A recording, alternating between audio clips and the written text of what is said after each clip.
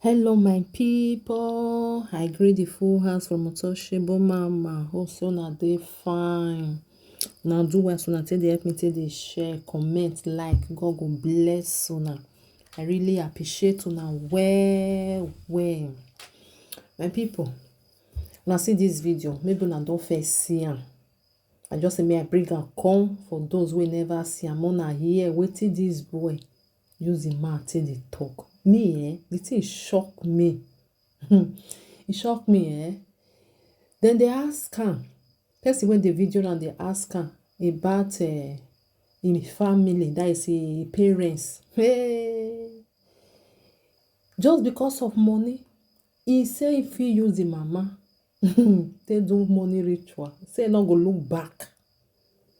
Say not go look back at all. He go just close eye, use the mama do am. Anywhere when they say make them make for shook am, go shook am. Whether na mirror, my people, whether they watch her, the thing they do me one can say, wetin your mama just do you reach like this?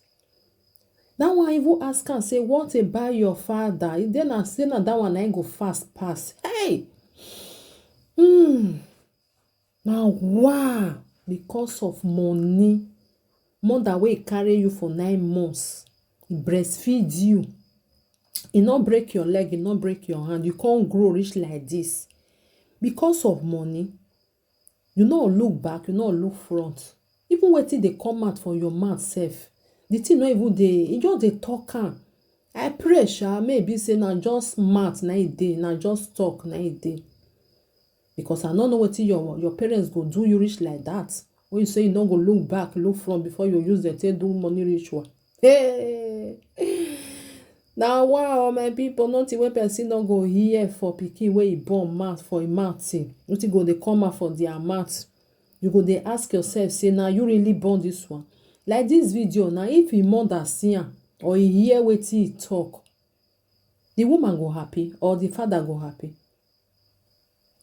Even the boy, the man wey even the video and ask am say, what about if na your friend, like he wey the video and now if he do something like that, he say he no care. He say na money matter then they talk about. So that one tell am say, okay, if they tell you say the money go just last only 3 months, he say hey, that 3 months he go take enjoy. Who don't kick bucket, he no concern am. Now wow, my people, now God na dey save person. Now God na go save person for the pikin where you go born. You go dey pray, may you not use your kpeku stay born pikin where go dey talk this kind talk for your back.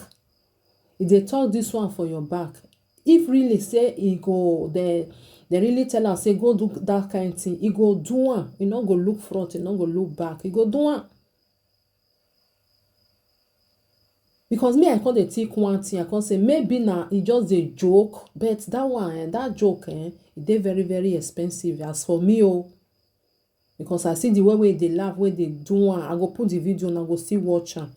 I just say maybe na joke, it dey joke, but if na joke, it dey very, very expensive joke. That one not be joke. Where person go dey joke, just they talk about your parents, like say you not value them. Even the slippers where you put for leg, you value and pass am.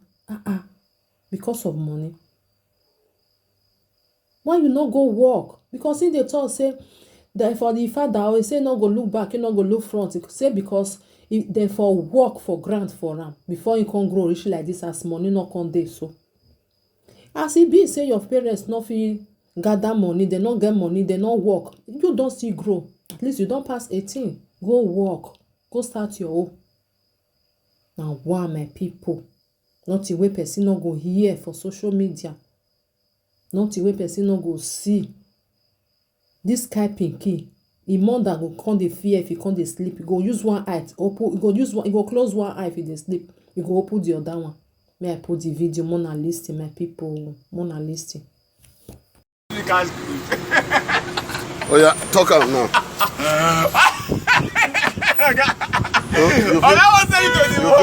You feel use your mom make money. Now, Bobby be this picture I'm doing to Bobby. I feel use my mom back to money.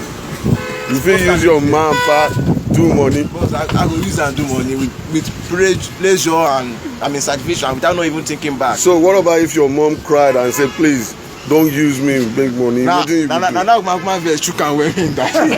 You go chook your mama well and you go die. My bros, money, don't talk about money. Man, they tell this. So Give me the corner. I don't say they talk. That's what I talk. So if they come say okay, but now you go spend only 3 months, you go enjoy the money only 3 months. Give a fuck. I'm happy for that, man, bro. You go stay with that 3 months Yeah, no, and die I can't dream. without money. No problem. Okay, what about your papa? You fit kill your papa make money. That's the most simple. That one I go even happy pass it like this. You go happy pass. Say how you go take kill your papa so? Anyway, they tell me that if na mirror I go chook, next man I go buy am bread, give am a job. He go chop die now. He go shop die. Money go come back. Now your papa be that too. Now your papa you dey talk about so. I give a fuck about it. You don't give a fuck about your dad. Before I give a fuck about it, he would have also work for me now. Eh? Well, before I give a fuck about it, he would also work for me. So I don't give a fuck about it. You don't give a fuck about your dad. That was the reason why. And you don't give a fuck about your mom. I don't give a fuck about You fit carry your mom make money as in straight, man. kill your mama. Bro, I'm not going to waste time. These are 30 minutes. Put it all over the world, man. But I don't give a fuck. You fit kill your own blood. Boss, I won't think twice, boss. Right now, I won't think twice. Nobody spend this word to me, man, bro. Anybody can go down for now. When it comes to money. Okay, like now me and you were good friends. I like you a lot. You fit carry me make money. Boss, I won't think it twice, man, bro. Me? Yeah, sure. I'm sorry that I would do that. But I want to go down and settle your family. You settle my family. Sure, yeah, sure. God forbid. now you go die. Yeah? My name is Olajide. This is how I store phone. Wherever I enter any shop, to store phone, I will ask them that how much is table water. They will tell me that it's 100 naira. Table water is 100 naira. I will say, yeah, give me 4 table water into 8 places, and I will use this nylon to cover their phone. But this is not the type of nylon. It's polybag I used to use. I will use to cover the phone. So the woman will be busy on his market. That want to sell market 8 pieces for me. I will not tell the woman that I'm coming. I want to go and buy Paco bag. I will not use that this nylon cannot carry it. I will not use this nylon to carry the phone. To pick this phone. Then I pick it. I move. The woman will think that I'm still coming back with Paco bag to pack my goods. How many phones do you steal in a day? In a day, like today now. No, in a day I used to take one. Before my brother died, now one. But yeah, I seen that why I go village. But today, how many have you stole Yeah, today? that's what I want to say. How many have you stole today? Today I stole it four. Yes, 4. Which area do you steal this phone? It's Igondo, sir. Okay, you stole this phone at Igondo? Yes, sir. At a different shop at Igondo? Yes, sir. It's true, sir. Okay, where do you live in Lagos? In Lagos, before I'm living with my brother. Before my brother died. My brother died. Nobody to help. I go back to the village. So about 4 days now, my wife have debt. Now this phone that Yes, you sir. steal, Yes, sir. where do you sell the phone? No.